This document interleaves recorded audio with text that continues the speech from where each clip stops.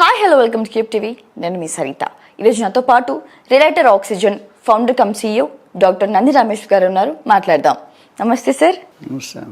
Present సిచ్యువేషన్స్లో ఉన్న ప్లేసెస్లో హైదరాబాద్లో ఏ ప్లేస్లో ఇన్వెస్ట్ చేస్తే మంచుకుంటుంది సార్? అండ్ ఇన్వెస్ట్ చేసిన అమౌంట్ అంటే ఫ్యూచర్లో మంచి కమ్బ్యాక్ రావడం కానీ లేకపోతే ఉన్న ప్లేస్లో మంచి డెవలప్మెంట్స్ అయ్యే ఏరియా ఎక్కడ ఉంది? మీరు బేకరీకి వెళ్ళి ఏ బిస్కెట్ బాగుంటుంది, ఏ బన్ బాగుంటుంది ఏం చెప్తాడు? అన్నీ బాగుంటాయండి. మరి మీరు అడిగే క్వశ్చన్ అలాగే ఉంది. బేకరీ రియల్ ఎస్టేట్ ఒక్కటి కాదు కదా సార్. రియల్ ఎస్టేట్ అంటే ఏంటంటే ప్రతిసారి కూడా టర్మ్ మారుతూ ఉంటుంది. ఒకప్పుడు మీరు 25 years బ్యాక్ వెళ్ళిపోతే ఇన్వెస్ట్మెంట్ అంటే విజయవాడ హైవే.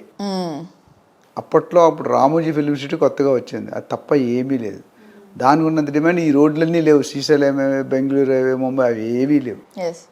కానీ అన్ఫార్చునేట్గా గవర్నమెంట్ మారిన తర్వాత ఫోకస్ మారింది. ఓకే, ఇప్పుడు కంపెనీలో ఒక సీఈఓను మారాడు అనుకోండి, ఆ సీఈఓ పాత వాళ్ళందరినీ బట్టి కొత్త వాళ్ళందరినీ తీసుకొస్తాడు. ఆయనకి ఫర్గా ఉన్న వాళ్ళని, వాళ్ళతో వేవులెంత ఉన్న వాళ్ళని కావాలని కదా స్ట్రాటజీ. అట్లా సీఎం రాగానే ఐపీఎస్లు మారిపోతారు, ఐఏఎస్లు మారిపోతారు, ఐఎఫ్ఎస్లు మారిపోతారు. ఎందుకంటే అదంతే, పాత గవర్నమెంట్ వాళ్ళు ఉంచుకోరు. ఏ సీఎం అయినా, మన సీఎం అయినా, ఇండియాలో ఏ పిఎం అయినా సేమ్ అంతే ఉంటుంది. దాని రీజన్ ఏంటంటే మనకి అనుకూలంగా ఉన్నప్పుడు బాగా పనులు అవుట్పుట్ అవుతాయి, కలిసిమెలిసి పనిచేస్తుంటాయి. కలిసి ఉంటే కలదు సుఖం.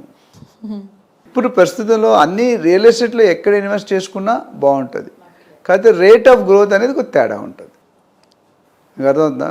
రియల్ ఎస్టేట్లో ఇద్దరు ఇన్వెస్టర్ కానీ, ఏజెంట్ కానీ, బయ్యర్ కానీ, బిల్డర్ కానీ. ఓకే, రియల్ ఎస్టేట్లో ఉండాలి అంటే భూమాత అంత పేషెన్స్ ఉండాలి, ఆకాశం అంత ఆశ ఉండాలి.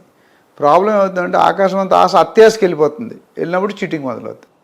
ఇందాక మన ఎపిసోడ్లో మాట్లాడాం, అది లేకుండా చూసుకోవాలి. ప్లస్ ఇప్పుడు ప్రస్తుతం బాగా బర్నింగ్ టాపిక్స్లోనే అన్ని ఏరియాలకు 1, 2, 3 అడిగితే కనుక ముంబై హైవే బాగుంది, బెంగళూరు హైవే బాగుంది, ఇప్పుడు అప్కమింగ్ షాబాద్ ఉంది, అట్లానే వికారాబాద్ హైవే కూడా పికప్ అవుతుంది. Right. My personal doubt is sir, అంటే సికింద్రాబాద్ ఏరియాకి అండ్ మణికొండ ఏరియాకి డిఫరెన్స్ చెప్పమంటే ఏం చెప్తారు?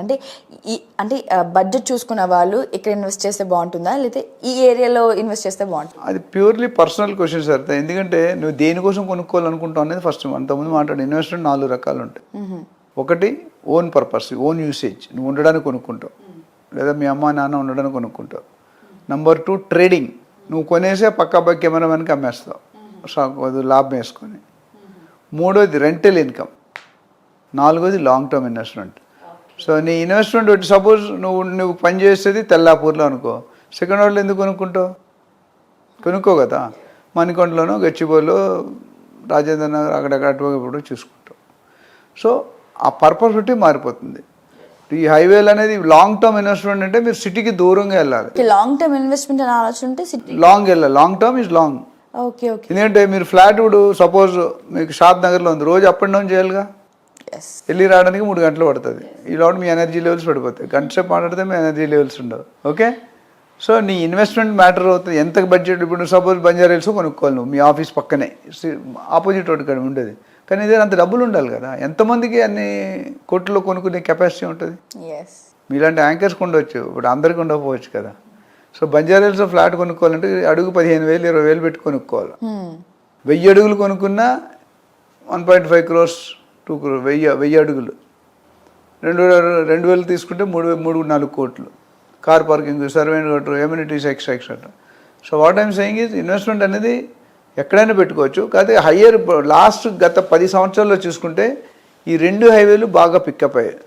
షాద్ నగర్, బాలానగర్ దగ్గర బాగా పికప్ అవుతుంది. కొత్తగూరు, నందిగామ, షాద్ నగర్. ఎందుకంటే షాద్ నగర్ అనేది గ్రామ పంచాయతీ లెవెల్ నుండి మున్సిపాలిటీ లెవెల్కి వెళ్ళిపెట్టయింది. అట్లానే ఇక్కడ ఐఐటి కంది, సంగారెడ్డి,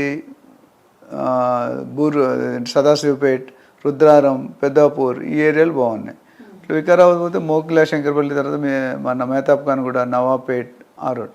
అంటే మిగతా ఏరియాలు కూడా మంచివే. So it depends upon your requirement. ఇంట్లో ఓల్డ్ పీపుల్ ఉంటే ఒకలా ఉంటుంది, వైఫ్ అండ్ హస్బెండ్ ఉంటే ఒకలా ఉంటుంది, పిల్లలు ఉంటే ఒకలా ఉంటుంది. సో ఇవన్నీ కూడా దేనికి జిందా తెలిసిన ఒకటే మంది చెప్పలేం, ఒకటే స్ట్రాటజీ చెప్పలేం. సో మీరు రిక్వైర్మెంట్ బట్టి, మీ బడ్జెట్ బట్టి, టైం అవైలబిలిటీ బట్టి మీరు సరైన నిర్ణయం మీరు తీసుకోవడం కష్టం అనుకున్నప్పుడు మాలాంటి రియల్ ఎస్టేట్ ప్రొఫెషనల్స్ మీరు కనెక్ట్ అయితే మీకు సరైన గైడెన్స్ ఇస్తారు.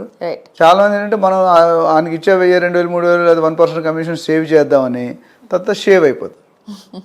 సేవింగ్ వేరు, షేవింగ్ వేరు. సో డోంట్, ఇప్పుడు 1% 2% ఇచ్చినా 98% అయితే సేఫ్ ఉంటుంది కదా. ఎస్. ఆ 98% సేఫ్ ఉంటే మనకు మంచిది. ఆ 2% గురించి చూసుకొని 98% తెలుగులో చూస్తుండగా సూది జాగా కూడా చూడకుండా ఏనే పోయినా వదిలేస్తాం. So always have appoint a good real estate agent, అది కూడా చెప్తున్నా.